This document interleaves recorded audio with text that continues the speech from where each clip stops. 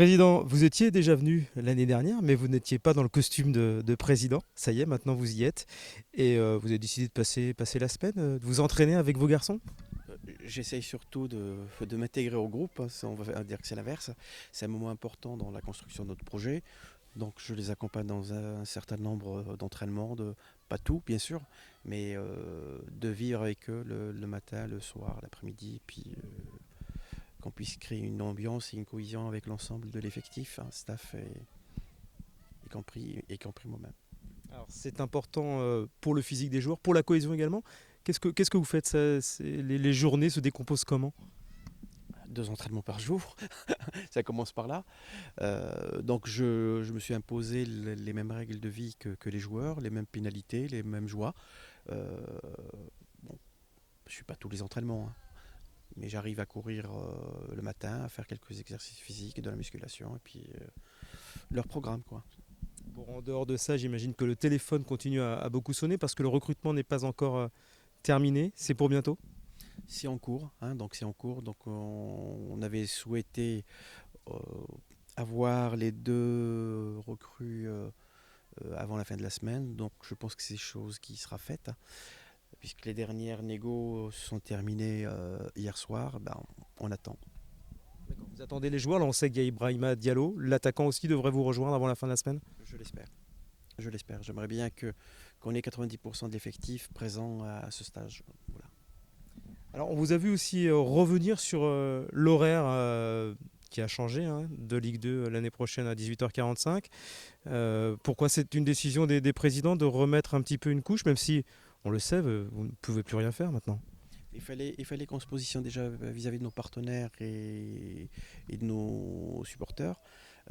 Effectivement, c'est un changement important dans notre organisation, euh, dans la vie de tous les jours, hein. Les mises en place au stade devront se faire plus tôt. Le déjeuner des joueurs, un déjeuner qui va être au plus tard à 11 heures le matin. Vous voyez, donc il faut remettre pas mal de choses en cause. Et surtout maintenant, tous nos partenaires, principalement qui sont dans le commerce, on aura du mal à les avoir à l'heure ce jour-là. Il est encore possible de changer cet horaire ou c'était juste voilà, histoire de dire que vous n'étiez pas forcément d'accord. Les deux, hein. Donc on n'est pas d'accord, donc on l'a dit haut et fort.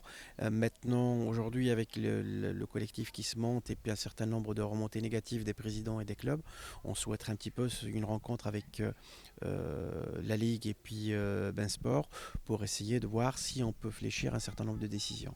Il faut aller vite maintenant. Très vite. Très vite, sachant que les programmes sont posés, les calendriers sont posés, donc il va falloir aller vite. On n'est pas revenu avec vous sur le passage devant la DNCG qui s'est bien passé, on va dire. Pour une fois, vous n'aviez pas de crainte. J'ai dit rassuré et confiant. Rassuré à partir du moment où le discours a été clair avec les membres de la DNCG compte tenu de l'état financier du budget qu'on a présenté. Et puis confiant parce qu'il n'y a pas eu de langue de bois. Et puis c'était du tac au tac, donc il y avait des questions et des réponses. On a été clair sur nos réponses. Donc à partir du moment où vous étiez clair sur les réponses et réaliste sur vos chiffres, euh, il n'y avait pas de raison pour que ça bloque. La vente de Gaëtan Charbonnier a facilité les choses ou pas? Non, la vente de Gaëtan Charbonnier est survenue après, hein. Mais on a été réaliste dans notre budget. Voilà, à partir du moment où on a essayé de partir sur un équilibre budgétaire en tant qu'exploitation, mais hors mutation. Voilà. Aujourd'hui, vous êtes certain de conserver tous vos joueurs ou il y a encore peut-être des opportunités pour certains d'entre eux? Les seules opportunités qui peuvent se présenter à n'importe quel joueur de Ligue 2, c'est la Ligue 1. Et puis offrir à un joueur ce qu'on ne pourrait pas lui offrir. Aujourd'hui, on n'a personne sur le départ pour moi et personne ne partira sauf si nous on ne peut rien offrir aux joueurs. Mais je n'ai pas le droit d'interdire à un joueur d'aller en Ligue 1 si un club de Ligue 1 fait appel à un de nos joueurs. Vous êtes confiant ou vous dites que tout est possible désormais dans ce monde du foot? Je pense que tout est possible, hein.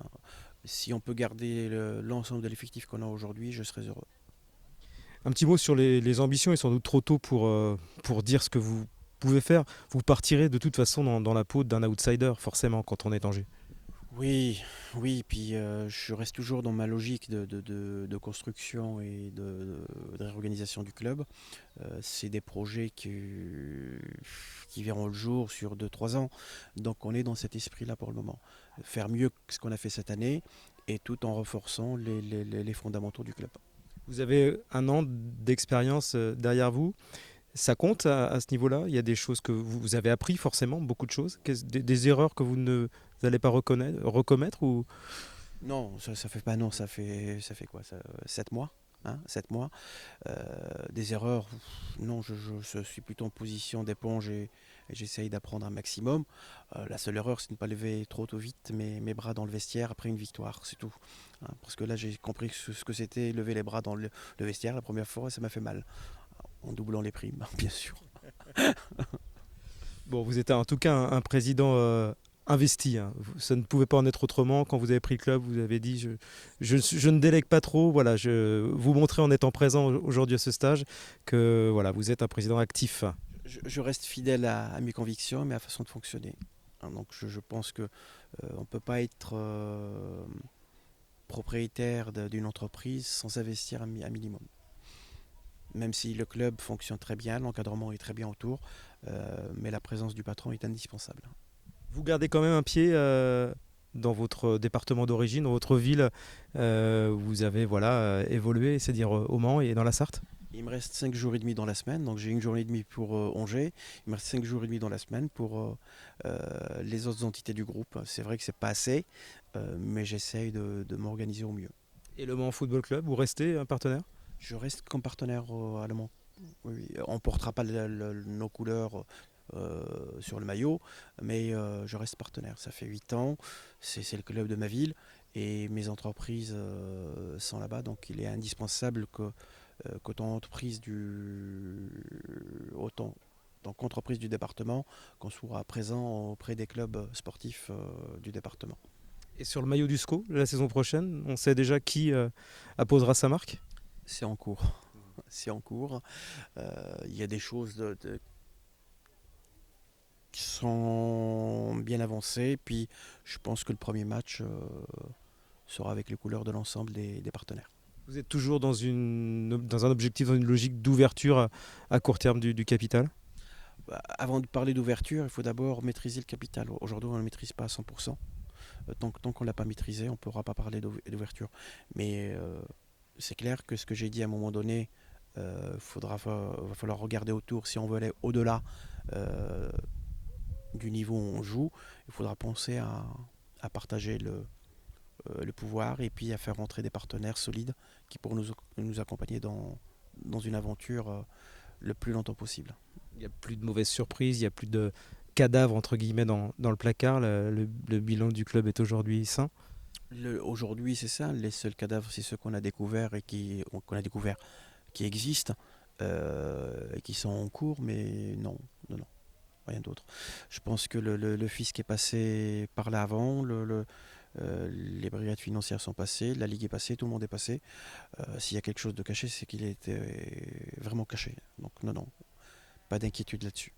Dernier mot, le centre de formation, ça y est, le dossier est parti, ça avance? Le dossier est parti. On est aujourd'hui dans une logique le mode de financement a été arrêté, les partenaires ont été arrêtés.